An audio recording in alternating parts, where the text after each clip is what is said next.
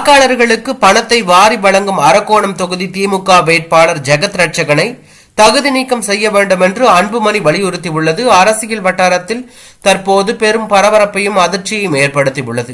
இது தொடர்பாக பாமக தலைவர் அன்புமணி ராமதாஸ் தனது சமூக வலைதள பக்கத்தில் அரக்கோணம் மக்களவை தொகுதியில் தோல்வி பயம் காரணமாக திமுக வேட்பாளர் ஜெகத் ரட்சகன் பணத்தை வெள்ளமாக வாரி இருக்கிறார். தொகுதிக்கு உட்பட்ட பல இடங்களில் வாக்காளர்களுக்கு பணம் வழங்கப்பட்டது குறித்து வீடியோ ஆதாரத்துடன் புகார்கள் அளிக்கப்பட்டும் மாவட்ட ஆட்சியரும் தேர்தல் அதிகாரியுமான வளர்மதி உள்ளிட்ட தேர்தல் அதிகாரிகள் எந்த நடவடிக்கையும் எடுக்கவில்லை. தேர்தல் அதிகாரிகள் ஆளும் கட்சியின் கைப்பாவைகளாக மாறி மோசடிக்கு துணை போவது கண்டிக்கத்தக்கது. ஓச்சேரி கிராமத்தில் உள்ள தனியார் விடுதியில் பணம் பட்டுவாடா செய்யப்படுவதாக பாட்டாளி மக்கள் கட்சி அளித்த புகாரின் அடிப்படையில் நடத்தப்பட்ட சோதனையில் 4 வாகனங்களில் வைக்கப்பட்டிருந்த 20 லட்சம் பறிமுதல் செய்யப்பட்டது. ஆனால் உதவி தேர்தல் அதிகாரி தலையிட்டு பறிமுதல் செய்யப்பட்ட பணத்தையும் வாகனத்தையும் விடுவித்திருக்கிறார்.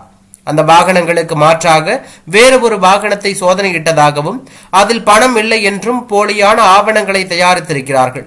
இது அப்பட்டமான தேர்தல் விதிமீறலாகும். மேலும் திமுகவினரால் வாக்காளர்களுக்கு பட்டுவாடா செய்யப்பட்ட பணம் 34,000 இரண்டாடி கிராமத்திலும் 1,80,000 காட்டாரம்பாக்கம் கிராமத்திலும் கைப்பற்றப்பட்டன. ஆனால் அவற்றின் மீது எந்த மேல் நடவடிக்கையும் மேற்கொள்ளப்படவில்லை. இது தொடர்பாக மாவட்ட ஆட்சியர் வளர்மதியிடம் பாமக வேட்பாளர் வழக்கறிஞர் பாலு பலமுறை புகார் அளித்தும் எந்த நடவடிக்கையும் மேற்கொள்ளப்படவில்லை.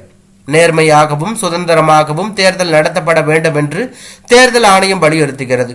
ஆனால் மாவட்ட தேர்தல் அதிகாரியே திமுகவினரின் தேர்தல் விதிமீறல்களுக்கு துணை போனால் தேர்தலை எவ்வாறு நியாயமாக நடத்த முடியும்? இது ஜனநாயக படுகொலைக்கு தான் வழிவகுக்கும். வாக்காளர்களுக்கு பணத்தை வாரி வழங்கும் அரக்கோணம் தொகுதி திமுக வேட்பாளர் ஜெகத் ரட்சகனை தகுதி நீக்கம் செய்ய வேண்டும். மாவட்ட ஆட்சியர் வளர்மதியை தேர்தல் அதிகாரி பணியிலிருந்து விடுவிக்க வேண்டும் என்று வலியுறுத்துகிறேன் என அன்புமணி கோரியுள்ளது தற்போது அரசியல் வட்டாரத்தில் பெரும் பரபரப்பையும் அதிர்ச்சியையும் ஏற்படுத்தியுள்ளது. இது ஒரு புறம் இருக்க, அதிமுகவுக்கு ஓட்டு போட்டால் வேஸ்ட் என்கிறார் அன்புமணி ராமதாஸ். ஆனால் அதிமுக தயவில்தான் அவர் இன்று மாநிலங்களவை எம்பியாக இருக்கிறார் என்று எடப்பாடி பழனிசாமி குற்றம் சாட்டியுள்ளார்.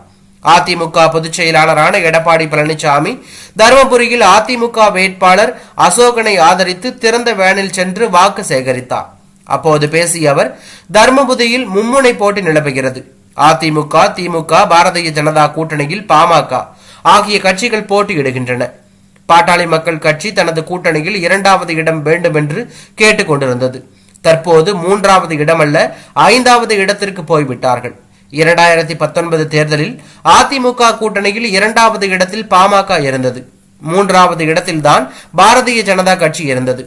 இந்த தேர்தல் பாரதிய ஜனதாவுடன் கூட்டணி அமைத்து போட்டியிடுகிறது என்றால் அந்த கட்சியின் நிலைமை எப்படி இருக்கிறது என்பதை தெரிந்து கொள்ளுங்கள். அதிமுகவுக்கு வாக்களித்து வேஸ்ட் என அன்புமணி தெரிவித்துள்ளார். அதிமுகவுக்கு வாக்களித்து நான் வெற்றி பெற்றதனால் தான் நீங்கள் எம்பியாக இருக்கிறீர்கள். ஒரு எம்எல்ஏ கூட இல்லாத நிலையில் மக்கள் அதிமுக எம்எல்ஏக்களை தேர்ந்தெடுத்ததன் மூலம் நாங்கள் உங்களை எம்பியாக தேர்ந்தெடுத்தோம். எங்களிடம் பிரதமர் வேட்பாளர் யார் என கேட்கிறார். அவர் மத்திய அமைச்சரவையில் இருந்தபோது ஒரு திட்டத்தையாவது ஒரு பகுதிக்கு கொண்டு வந்தாரா? தமிழக மக்கள் பயன்படும் வகையில் பாராளுமன்றத்தில் பேசினாரா? பிரதமரை வைத்து என்ன செய்ய போகிறீர்கள்? அடிமையாக இருக்க பார்க்கிறீர்கள். மத்தியில் யார் என்பது எங்களுக்கு தேவையில்லை, மக்கள் தான் தேவை. மக்களின் குரல் நாடாளுமன்றத்தில் ஒலிக்க வேண்டும். தனித்து போட்டியிட்டால் தான் பாராளுமன்றத்தில் மக்களின் பிரச்சனைகளை பேச முடியும். உங்களுக்கு பதவி வேண்டும், அதனால் கூட்டணி அமைத்து உள்ளீர்கள். பாமக அடிக்கடி கூட்டணி மாறிக்கொண்டே இருக்கும் என்று எடப்பாடி பழனிசாமி பேசியுள்ளது தற்போது அரசியல் வட்டாரத்தில் பெரும் பரபரப்பையும் அதிர்ச்சியையும் ஏற்படுத்தி உள்ளது. இது ஒரு புறம் இருக்க, நாடாளுமன்ற தேர்தல் பிரச்சாரம் இறுதி கட்டத்தை எட்டியுள்ளது. இன்று மாலை பிரச்சாரம் முடிவடைய உள்ள நிலையில் இன்று காலை முதல் வேட்பாளர்கள் தீவிரமாக வாக்கு சேகரிக்கும் பணியில் ஈடுபட்டு வருகிறார்கள். இதனிடையில் மதுரை மாவட்டம் உசிலம்பட்டி அருகே ஊத்தப்ப நாயக்கனூர், கல்லூத்து, வெள்ளைமலைப்பட்டி உள்ளிட்ட உசிலம்பட்டி ஒன்றியத்துக்கு உட்பட்ட பகுதிகளில் தேனி தொகுதி அதிமுக வேட்பாளர் நாராயணசாமிக்காக ஆதரவாக முன்னாள் அமைச்சர் RB உதயகுமார் வாக்கு சேகரிப்பில் ஈடுபட்டார். அப்போது வாக்காளர்கள் மத்தியில் பேசிய அவர், திமுகவில் நிற்பவர் நமது சொந்தக்காரர் தான், நமது அண்ணன் தான். 3 முறை எம்எல்ஏ, நாடாளுமன்ற மேலவை உறுப்பினராக இருந்தார். அவர் இரட்டை இலையில் இருக்கும் வரை தங்க தமிழ்ச்செல்வன் இப்போது உதயசூரியனுக்கு போனதிலிருந்து தகர தமிழ்ச்செல்வனாக மாறிவிட்டார் என விமர்சனம் செய்தார். இன்னொரு வேட்பாளரும் நம்ம அண்ணன் தான் சொந்தக்காரர். அவர் 14 ஆண்டுகள் உங்களை மறந்துவிட்டு உங்களை தள்ளி வைத்துவிட்டு தேனி மக்களை என்ன ஏதுன்னு கூட கேட்கவில்லை. ஆனால் இப்போது தனது எஞ்சிய வாழ்நாளை காப்பாற்றிக் கொள்ளவும் வழக்கிலிருந்து விடுவித்துக் கொள்வதற்காக தான் உங்களிடத்தில் வாக்கு கேட்டு வருகிறாரே தவிர உங்களை வாழ வைக்க அல்ல என விமர்சித்தார்.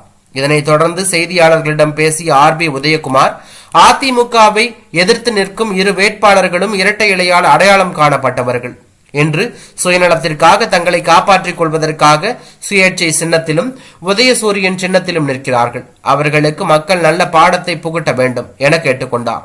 இன்று ஜி ஸ்கொயரில் கொள்ளை அடித்த பணத்தின் மூலம் ஒரு ஓட்டுக்கு 10,000 வரை கொடுப்பார்கள் என பேசப்பட்ட நிலையில் இன்று ஒரு ஓட்டுக்கு 300-500 கொடுப்பது மக்களிடத்தில் ஏமாற்றத்தை கொடுத்துள்ளது. மக்களுக்கு அவர்கள் கொடுக்கும் பணம் அது மக்களின் பணம் என மக்கள் வாங்கி கொண்டு பட்டை நாமத்தை கொடுப்பார்கள் என ஆர்பி உதயகுமார் பேசியுள்ளது பரபரப்பை ஏற்படுத்தியுள்ளது.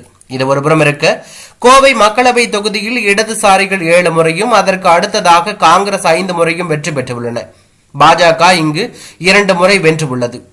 இந்த முறை தமிழ்நாடு பாஜக தலைவர் அண்ணாமலை இங்கு களம் காண்கிறார். இதனால் தமிழ்நாடு மட்டுமல்ல, தேசிய அரசியலும் கோவை தொகுதியின் முடிவுகளை பெரும் எதிர்பார்ப்புடன் காத்து கொண்டிருக்கிறார்கள். இந்த நிலையில்தான் கோவையில் திமுக வேட்பாளரான கணபதி ராஜ்குமார் அதிமுக மேயராக இருந்தவர். காங்கிரசும் இந்த தொகுதியில் கணிசமான வாக்கு வங்கியை கொண்டது. இடதுசாரிகளுக்கும் வாக்கு வங்கி கணிசமாக இருக்கிறது. கோவை தெற்கு தொகுதியில் வெற்றி பெற்று பாஜகவின் வானதி ஸ்ரீனிவாசன் சட்டமன்ற உறுப்பினராக இருக்கும் நிலையில் கோவையில் பாஜக சற்று வலுவாக இருப்பதாக கருதப்படுகிறது. அதிமுகவும் கோவையை தங்களது வலுவான பகுதியாகவே உருவாக்கி வைத்துள்ளது. கோவை மக்களவை தொகுதியில் வெல்லப்போவது யார் என்பது கணிக்க முடியாத யூகத்துக்கு உரிய தொகுதியாக உள்ளது. இந்நிலையில் பல்வேறு பகுதிகளில் அரசியல் கட்சிகள் சார்பில் பணப்பட்டுவாடா நடைபெறுவதாக கூறப்படுகிறது. அதன் ஒரு பகுதியாக துடியலூர் பகுதி 15வது வார்டு பொதுமக்களுக்கு அரசியல் கட்சியினர் பணம் கொடுக்கும் போது அவர்களை அந்த பகுதி இளைஞர்கள் பிடித்து காவல்துறையிடம் ஒப்படைத்து உள்ளார்கள். இந்த வீடியோ தற்போது சமூக வலைதளங்களில் வெளியாகி பெரும் பரபரப்பையும் அதிர்ச்சியையும் ஏற்படுத்தி உள்ளது.